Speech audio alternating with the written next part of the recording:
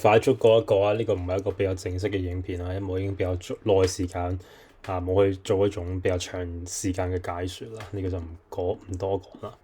快速咁過一個，一瞬間冇睇呢個 Tesla 啦，佢已經突破咗呢個短週期你嘅 fake external，咁佢已經喺度上升緊，真係莫名其妙啊！但係呢啲冇計啦。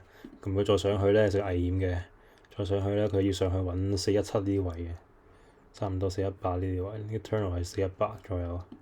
如果日線上面睇嘅話咧，就417左右，即係佢食晒呢一輪嘅呢個叫做咩啊？所謂嘅上方嘅一啲做空嘅一啲止損，然之後先有機會再落去，咁所以非常之唔理想嘅一個位置啊！明明已經突破咗日線級別嘅，琴日啦已經突破咗日線級別嘅呢個 fixed external，咁預計你會繼續落去嘅，咁我就已經嚟一輪咁樣嘅叫做反殺啦，叫做，所以呢啲係預測唔到嘅。好，然之後大盤都差唔多同一道理啦，又係琴日明明做咗一個吞噬嘅一個case，今日又上翻上嚟，咁你唔唯有繼續等啦，係咪先？佢可以落到680，然之後咧，即係明明即係仲創緊低點咁樣，所以呢啲根本就呃人入去嘅，right？即係680會一下子可以升翻上呢個即係686呢啲咁位置，所以呢啲冇辦法啦，繼續等咁佢要磨你係冇乜辦法嘅。Okay. 好，咁着重我想講下加密貨幣嘅。呢個就以太幣，你無論睇比特幣又好，以太幣又好，咁佢而家目前係一個強烈嘅一個下跌趨勢啦，已經突破晒前面嘅一啲所謂叫做佢嘅支撐位，咁所以佢而家目前都係繼續磨啊。咁佢要拎，即係佢係因為前面仲有一個比較所謂大嘅一個位置啊，我前面畫咗呢啲咁嘅支撐位，即係前方嘅一啲開倉，即係啲人會開倉嘅位置，我所謂嘅開盤價。咁所以佢呢度係揾到一啲 support 嘅。咁佢目前咧最大嘅難處係乜嘢咧？大家都知佢會落，即係呢個 support 佢應該係拎唔耐㗎啦。好啦，咁問題乜嘢咧？佢要上到去邊個位置先係繼續落去？呢個位置就係你可以入場最後入場嘅一個最好嘅位置啦。但係呢個係好難預測嘅，所以咧而家就估啦。而家有咩位置可以俾你估咧？1895，第二個位置係1944。1944唔會你唔拎盡嘅，可能會拎多少少咁樣，可能拎1955左右啦。我係拎嘅話，我係拎195左右。再上面呢個嘅 OB 位咧就已經去到1960，所以195已經好勉強啦。唔知會唔會去到啊？如果你拎少咗，然之後佢真係落咗去咧，咁你就後悔死啦。嗱，呢啲係一樣都預測唔到，咁上面指數你拎得比較大，所以如果你咁樣拎嘅話，其實佢嗰個幅度都唔會，即係你嗰個槓桿，你個 leverage 唔好開太大。如果唔開太大嘅話，你可以上多少少，你已經俾人打走咗啦。咁你後面就唔關你事啦。所以呢啲位置要點樣開咧，同埋要開到幾準咧，好難預測嘅。1955。你見到上方少少1%，佢已經去到1974啦。咁你要開100倍，或者呢個位已經可以趕走你啦。呢個2%，係咪？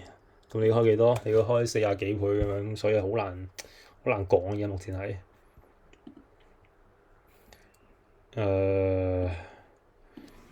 大家睇下周線，你就知點解佢仍然係繼續落去。佢未去到前面一啲位置嘅。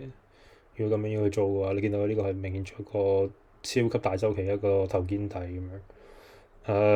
呢個唔仔細去話啦，但係起碼咧係要再落去嘅，係要食走呢個位嘅，因為佢呢個位已經用咗一次啦，我未用過，但係目標就係呢啲位啦，繼續落去啦。所以呢一輪就冇噶啦。如果你呢輪都食唔到嘅咧，咁呢一輪就真係所謂嘅做空嘅一個大趨勢咧，就唔關你事啦。所以呢啲位置咧，你點樣分判咧？非常之考功夫啦。我而家都揾緊啦，係希望係我真係揾到呢個位啦。唔知係咪1955？如果再上去2000多少少，唔知道。但係如果呢啲位食咧，你一定要拎所謂嘅最大槓桿咁樣去拎去食嘅，冇可能後續做緊倉㗎啦。做緊倉你係驚佢後面又係繼續爆咁樣，所以咁滾倉難度太大，所以你而家只可以做就大槓桿，然之後好精準咁樣預測到佢呢咁嘅點位或者你用細槓桿但係你個止損可以放大啲。但係問題乜嘢咧？你細槓桿止損放大，你相對應嘅你嘅盈利空間都細好多。咁呢個如果佢繼續跌啊，而家目前1800左右，我哋預測佢真係去到1950、195左右啦，195咁樣。你咁樣食嘅話，仲有30%可以俾你跌嘅，即係可以再跌多30% 嘅。所以你要點樣開槓桿係個好考功夫嘅一樣嘢嚟嘅。開100倍槓桿咧，呢度幾多咧？呢度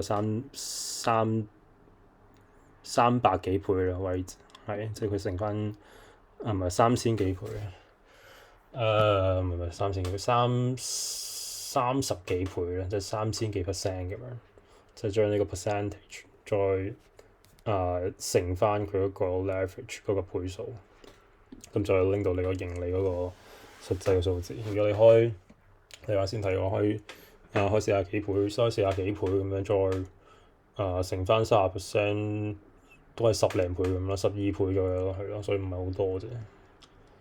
即係12倍同30倍分別。當然而家就係講好似好興奮咁樣，但係你真係要揾到呢個位置，alright。然之後先有後續嘅一啲談論嘅資格。咁目前有邊啲位佢一定唔會穿到咧？就215、21400左右咯，應該係。因為前面嘅呢個位2148，呢個可能再揾一揾先啊。有幾多前面應該揾喺2148嗰個位？